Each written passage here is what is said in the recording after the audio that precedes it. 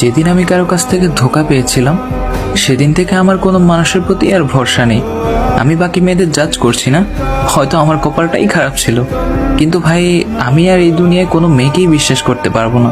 তার সব কিছুতে মিথ্যা দেখেছি, তার সব কিছুতেই আমি স্বার্থ দেখেছি। সে জানতো না আমি তার জন্য কি কি ভেবে রেখেছিলাম। আমার বন্ধুরা আমাকে বলে, দুনিয়ার বাকি মেয়েগুলা কি মরে গেছে নাকি? আরে তুই দেখ না, একটার থেকে আরেকটা সুন্দর পড়ে আছে। কিন্তু আমার কথা হলো, আমি যাকে চেয়েছি তাকেই পেলাম না, তো আর বাকি সুন্দর মেয়েগুলো দিয়ে আমি কি করব? এত কিছুর পর আমি আর কোনোভাবেই কাউকে বিশ্বাস করতে পারবো না।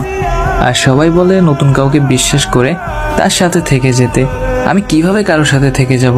আমি এটা কখনোই বিশ্বাস করতে পারবো না যে আজকে যে মানুষটা আমার সাথে আছে কালকে সে আসলেই আমার হবে। এই দুনিয়ায় সবকিছুই ভালো, কিন্তু সেটা দূর থেকে। কখনো এটা ভেবো না 100% মানুষটা ওই রকম যেমনটা সে দেখায়। যেদিন থেকে সে ওই কাজটা করেছে যেটা তার করার কথা ছিল না, সেদিন থেকে দুনিয়ার এসব মোহমায়া বাদ দিয়ে নিজের কাজের দিকে মনোযোগী হলাম। আর হ্যাঁ, আমি অনেক ডাউন হয়ে গেছিলাম আর ডিপ্রেশনেও চলে গিয়েছিলাম। আসলে আমি কখনো ভাবতেও পারিনি তার কারণে আমার এই হাল হবে।